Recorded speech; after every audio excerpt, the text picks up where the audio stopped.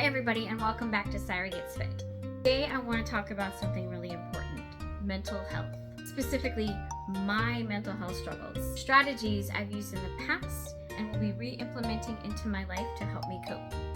In 2020, I was diagnosed with ADHD, Bipolar 2, complex PTSD,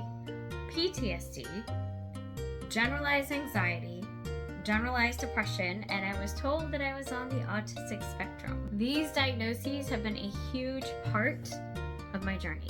I want to share what I've learned and what I'm doing to help me cope. Since my diagnoses, I have been doing what I can to understand how those diagnoses affect the way I interact with people and my daily life. I've learned that the C-PTSD, or complex PTSD, and the PTSD are from trauma that I experienced as a child and a young adult. This trauma can rewire your brain, so makes the brain work like a neurodivergent brain. So it's a huge thing for me to learn. If I didn't already have a neurodivergent brain at birth, I would have been neurodivergent anyways. Through certain channels on YouTube and certain TikTok personalities, I found a lot of information and support from their videos and within their communities. There are a lot of ADHD and autistic personalities and creators that I adore. It's comforting to know that I'm not alone and there are other people out there with similar experiences. A friend of mine helped me learn a lot about bipolar disorder. She was diagnosed with bipolar disorder and she got to a point where she was able to control the manic stages and the depressive periods. It's one thing to read about these experiences, but it's completely different when I'm actually talking to somebody with firsthand experience. Even though I've learned a lot from these other sources, I am still struggling to set up the systems I need to be successful with my goals. Living with neurodivergencies means traditional methods don't work for me, and I need coping mechanisms and systems that work within my boundaries.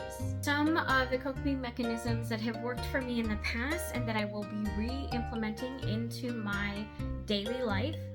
The first one is routines and structure. Having a routine, which is hard for the ADHD brain, but works really well with the autistic brain, helps me manage my time and my energy better. And for me, it's not having a rigid set structure, but a flexible schedule. One of the other things that I will be using again is mindfulness and meditation. Practicing mindfulness and meditation helps me reduce my anxiety significantly. There are some apps that I've learned about that I will be checking out and I will be sharing with you at a later date, as long as I know that they work for me and they may help somebody else out there. Another coping mechanism is physical activity. I have right next to me, I have my Becan rebounder.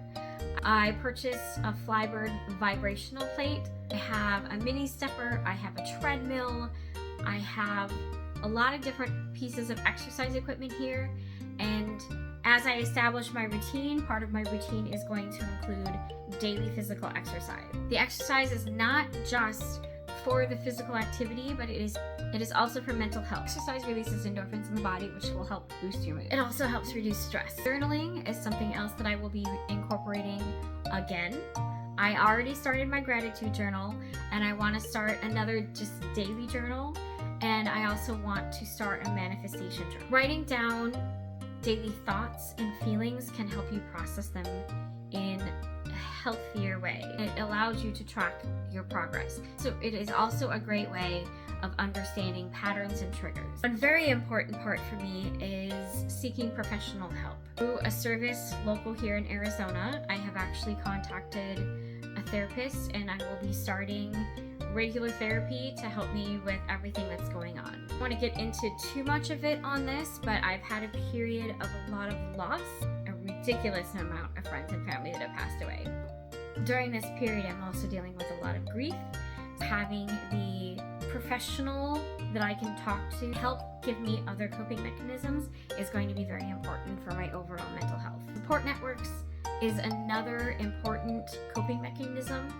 Having a support network, whether it's friends or family or online communities, is vital. That is why this channel and my TikTok community and the community that I want to grow on Instagram are going to be so vital for me.